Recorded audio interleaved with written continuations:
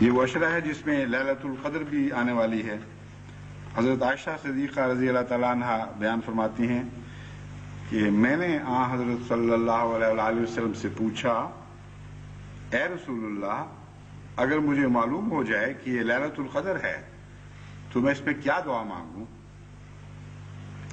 اس پر حضور صلی اللہ علیہ وآلہ وسلم نے فرمایا، تو یوں دعا کرنا، اے میرے خدا، تو بخشنے والا ہے، بخشش کو پسند کرتا ہے، مجھے بخش دے اور میرے گناہ معاف کر دے۔ یہ بہت ہی اہم اور بنیادی دعا ہے، اور خصوصیت سے میں نے آج کے خطبے کے لیے اس لیے چنی ہے کہ لوگ اس دعا کو بھول کر فضلوں کی باتیں کرتے رہتے ہیں۔ اے خدا میرے قرضے اتار، اے خدا مجھے دولت عطا کر، مجھے فلاں کی طرف سے آنکھوں کی ٹھنڈک نصیب کر، خوشحالی بخش، صحت عطا کر، میرے عزیزوں اور پیاروں کی طرف سے خوشیاں دکھا، وغیرہ وغیرہ، اور بھول جاتے ہیں کہ کوئی عمارت بنیاد کے بغیر تعمیر ہو ہی نہیں سکتی، اور تمام فضلوں کی جڑ بخشش میں ہے، اور تمام ترقی کی بلند منازل بخشش کی بنیاد پر کھڑی کی جاتی ہیں۔ اگر ایک انسان اپنے گناہوں سے غافل ہو اور یہ خیال کرے کہ کوئی فرق نہیں پڑتا، ہو گیا جو ہو گیا، اور فضلوں کی باتیں کرتا ہو، وہ جاہل ہے، اس کو پتہ نہیں کہ اس کی دعا بخشش کے بغیر قبول ہو ہی نہیں سکتی۔ صاف سطح ہوگی تو پھر اللہ کے فضل اس پر نازل ہوں گے۔ پہلے کپڑے کو دھویا جاتا ہے، پھر رنگ چڑھائے جاتے ہیں۔ گندے کپڑے پر تو کوئی رنگ نہیں چڑھتا۔ بس بخشش کی دعا سب سے اہم دعا ہے، اور حضرت اقدس محمد رسول اللہ صلی اللہ علیہ وآلہ وسلم نے لیلۃ القدر میں، جو ساری زندگی سے بہتر ایک رات ہے، جس کے متعلق قرآن کریم میں پتہ چلتا ہے کہ ایسی رات ہے وہ نصیب ہو جائے تو ساری زندگی کی اس کی بن سنور جاتی ہے، زندگی کی ساری محنتیں کام آ جاتی ہیں۔ اس رات کے خاص لمحوں کے لیے حضور صلی اللہ علیہ وآلہ وسلم نے یہ دعا تجویز فرمائی کہ عائشہ یہ دعا کیا کرو، اے میرے خدا تو بخشنے والا ہے، بخشش کو پسند کرتا ہے، مجھے بخش دے اور میرے گناہ معاف کر دے۔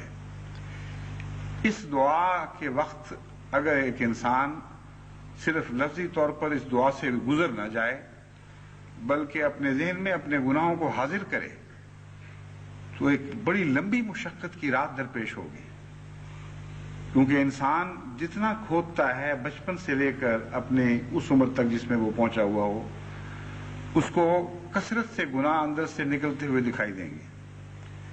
بعض وقت یوں لگتا ہے کہ جیسے سیاہ لباس میں ملبوس گناہوں نے ایک جلوس نکال دیا ہے، اور ہر گناہ ایسا ہے جو انسان کی ہلاکت کے لیے کافی ہے اور نافرمانی پر مبنی ہے۔ تو بہت سے انسان تو ایسے ہیں جن کی زندگی کے اکثر اعمال، یعنی غیر معمولی طور پر کثرت سے ان کے اعمال گناہوں میں ملوث ہوتے ہیں، شاذ کے طور پر کوئی نیکی نصیب ہوتی ہے، اور جو نیک کہلانے والے ہیں وہ بھی جب ٹٹولتے ہیں تو پتہ چلتا ہے کہ محض اللہ کی طرف سے ایک ستاری کی چادر ہے جس کے اندر وہ زندگی بسر کر رہے ہیں۔ لیکن اگر ان کا اپنا حال دنیا کے سامنے ظاہر ہو جائے تو دنیا میں مکروہ ترین انسان شمار کیے جائیں۔ امر واقعہ یہ ہے، آپ اخباروں میں جب پڑھتے ہیں فلاں شخص سے فلاں بدی سرزد ہوئی اور سارا اللہ محلہ اکٹھا ہو گیا اور بڑی اس کی تشہیر ہوئی، بڑی تذلیل ہوئی، منہ کالے کیے گئے، تو ایک آدمی، جاہل آدمی، بڑا مزے سے پڑھتا ہے کہ خوب پکڑا گیا، دیکھو اوپر سے یہ تھا اندر سے یہ نکلا۔ اور اگر اپنے اندر جھانک کے دیکھے تو اندر جھانکا نہ جائے،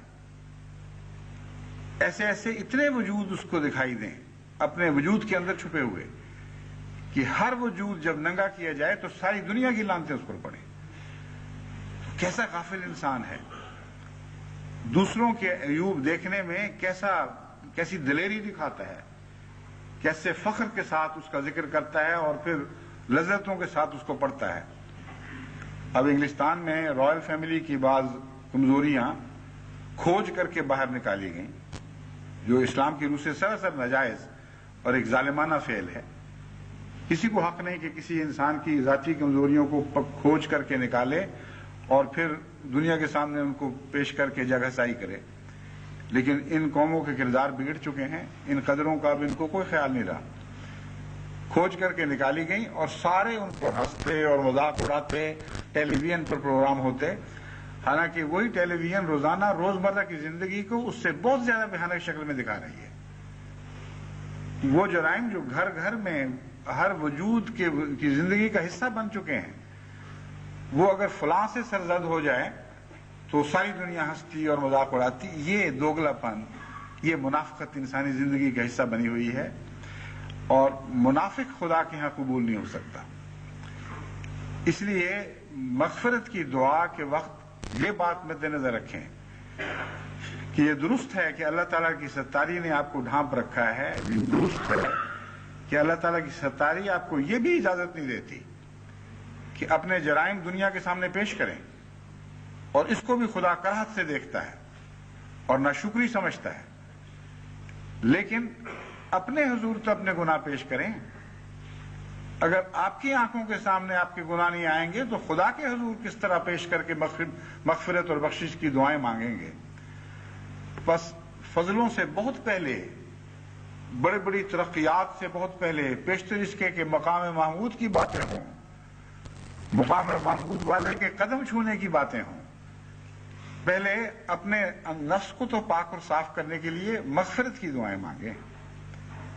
یہ وہ نقطہ ہے جس سے حضرت اقدس محمد رسول اللہ صلی اللہ علیہ وسلم نے حضرت عائشہ کو سمجھایا، اور یہ سمجھانا بتاتا ہے کہ کتنا گہرا عرفان تھا حضور صلی اللہ علیہ وسلم میں. کوئی دنیا کا آدمی جب اس سے کہا جائے کہ اگر تمہیں کوئی لمحہ نصیب ہو کہ جب کہا جائے مانگ جو مانگتا ہے تیری دعائیں قبول ہوں گی، تو وہ ضرور ایسی ایسی باتیں سوچے گا، دو جہان کی دولتیں مانگوں، فلاں جنت مانگوں، فلاں چیز مانگوں. اور حضرت محمد رسول اللہ صلی اللہ علیہ وسلم جو حقیقی طور پر عارف باللہ تھے، آپ فرماتے ہیں بخشش کی دعا مانگنا، بخشش کے بغیر تمہیں کچھ بھی نہیں مل سکتا. اور حقیقت یہ ہے کہ انسان بخشش کے بغیر ایک زندگی کا سانس لینے کا بھی اہل نہیں ہے. اس کی ساری زندگی حرام کی زندگی ہے، کیونکہ جب خدا کی نافرمانی میں اس کی عطا کردہ نعمتوں سے انسان لذت حاصل کرتا ہے تو وہ حرام کی لذت ہے، اس کی کوئی بھی حقیقت نہیں. ساری زندگی میں وہ زہر گھول دیتی ہے. تو ہم میں سے کوئی بھی ایسا نہیں جو حقیقت میں پاک ہو. تبھی قرآن کریم نے اللہ تعالیٰ فرماتا ہے وَلَا تُزَكُّوا أَنفُسَكُمْ هُوَ أَعْلَمُ بِمَنِ اتَّقَىٰ، کہ تم اپنے آپ کو پاک صاف نہ بنایا کرو. کیا باتیں کرتے ہو تم، کیسے ذکی اور کیسے پاک انسان ہو؟ اللہ کو پتا ہے کہ کون پاک ہے.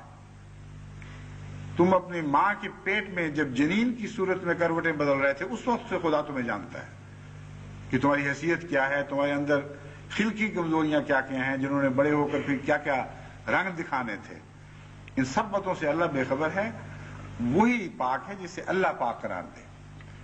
بس مقام محمود پر غور کرتے ہوئے یہ سارا مضمون سمجھ آتا ہے.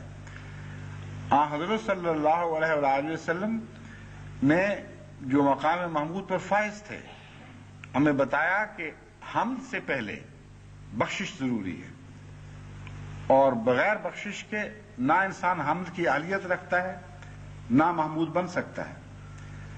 بس تہجد کی دعاؤں میں سب سے زیادہ اپنی بخشش پر زور دیں، اور جیسا کہ میں نے عرض کیا ہے اپنے سامنے اپنے گناہوں کے جلوس نکالیں اور ایک ایک جگہ ٹھہر کر دیکھیں کہ آپ کیا کرتے رہے ہیں، کس کس جگہ آپ نے اپنے نفس کی غلامی کی ہے اور خدا کی غلامی سے اپنی گردنوں کو آزاد کیا ہے.